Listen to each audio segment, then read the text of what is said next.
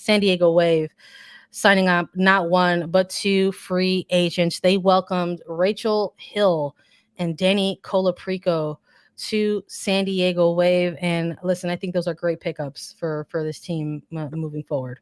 Oh my gosh, these are incredible pickups. You look at Rachel Hill, former forward with Chicago Red Stars.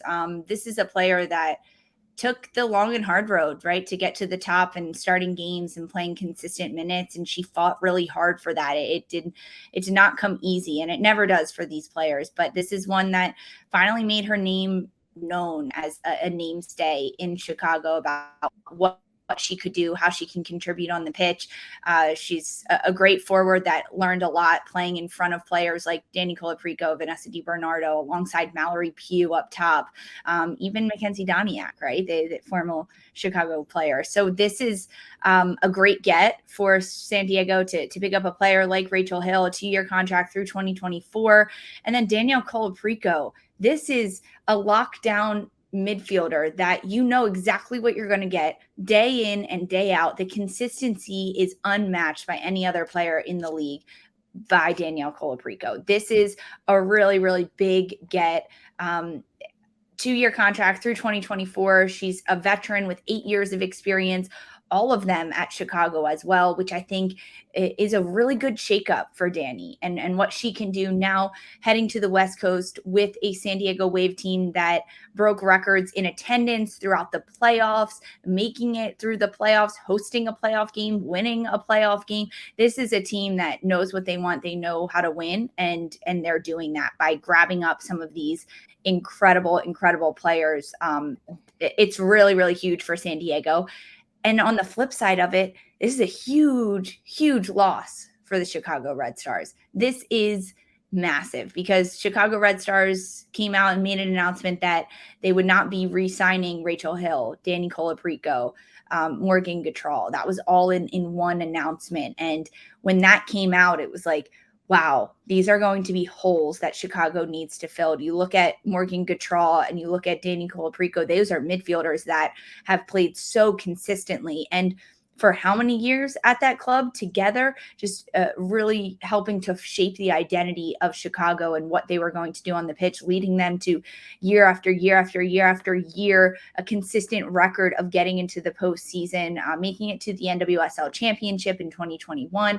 It was all because of players like that. So it's a bit of a rebuild now for Chicago. And I would argue that it's been a rebuild for a couple of years now. But this is their midfield. Midfield is part of your team that maybe you look to establish first, right? Or you get that striker and then you build around. And now that they have lost their midfield, that's a huge spot to rebuild, and that doesn't happen overnight. Listen, I think that the Wave, and, with head coach Casey Stoney, I think her immediate adaptability into coaching into the NWSL, just sort of absorbing everything, and sort of when that final whistle happened, like kind of pull the plug in the postseason on their entire 2022.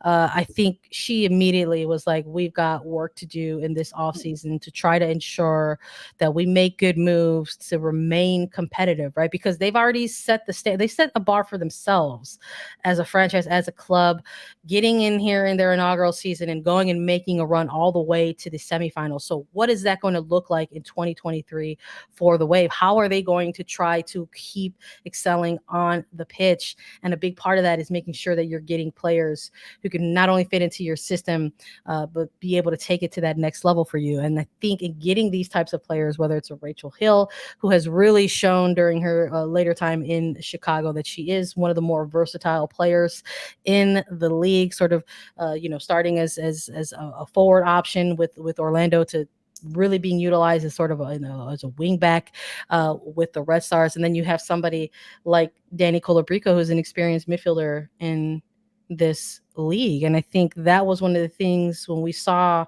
with the Wave is they were putting together the roster where we're like, who is going to take care of things in the midfield for them? And they didn't really have that type of presence.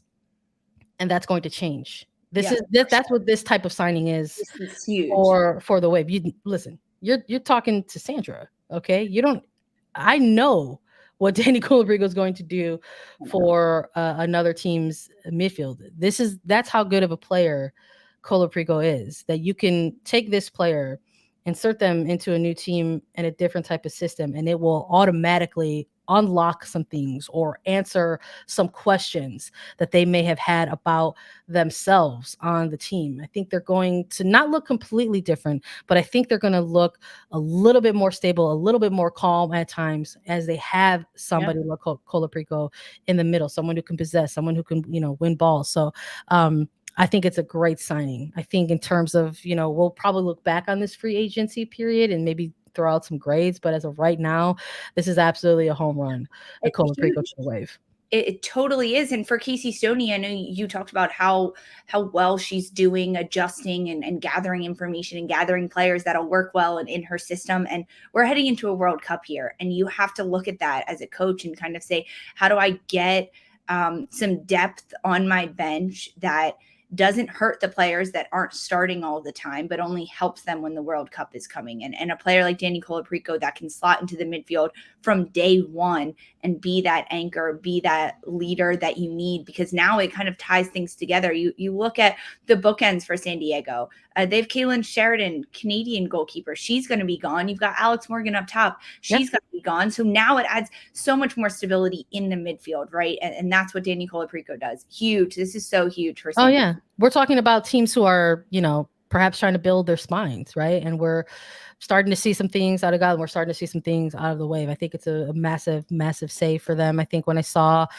and I think it's probably the signing. It's the one signing I think we've gotten so far right now in this free agency period that says a little bit more than it really does just on the pitch. Yes, it says a whole lot about what what San Diego is trying to do and what they want to do on the pitch, but it also says a lot for the league off of the pitch as well. That was my main reaction to this. I think I said something randomly on my Twitter, and I was like, my favorite part of a signing like this is that it came out of free agency, that this is a type of signing that shows what free agency can be and what it could look like and what it can mean to players in the league. This wasn't a trade that took place where, a club could sort of spin a narrative on it and say, hey, look at what we did for this player. We did this to accommodate them, right? It removes that.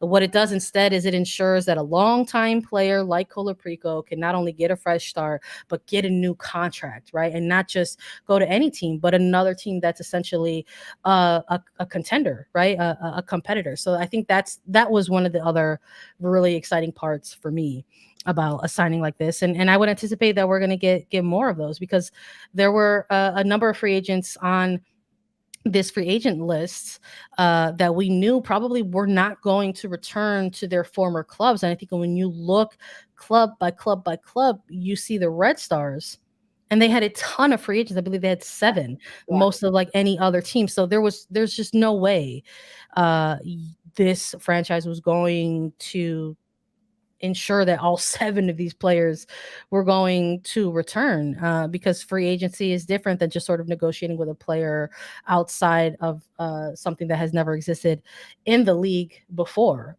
this offseason free agency period. So I'm looking forward to seeing where some of the other midfielders land, because the team has already put out announcement that certain players would not return to the Red Stars, whether it was a Colaprico or a Morgan Gautrat. So that's the next move. Like, what midfield out there is going to try to ensure that they're going to bulk up their middle third of the pitch. And I think when you're looking at all of these midfielders out of Chicago, any one of them could sort of slot in and change and unlock some things for certain clubs in 2023, whether that's a Gautrat or whether that's a Di Bernardo. We'll see. I think you look at somebody like a Di Bernardo, who came off of this fantastic season in 2022 and showed everybody, listen, you can put me anywhere in the middle third, because I navigated the majority of 2022 as a 6, which is not something that we had seen from Di Bernardo too much in her career. She's typically higher up the pitch. So I think not only do you have really, really good veteran experienced midfielders coming out of the Red Stars.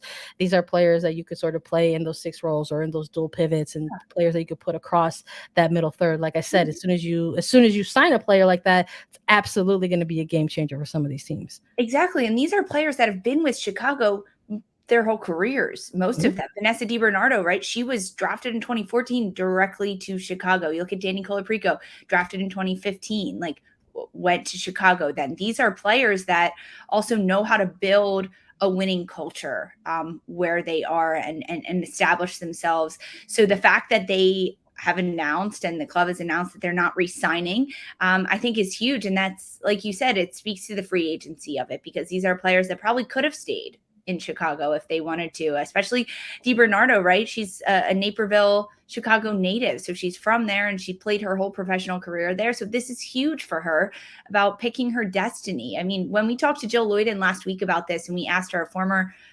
professional player, U.S. women's national team goalkeeper, about how important this is, she said not only do these players get to pick where they want to live, right, in the country, but who they want to work with, what coaches they like, what formations they like, what teams are going to be most conducive to them. And this is a direct result of that with the free agency.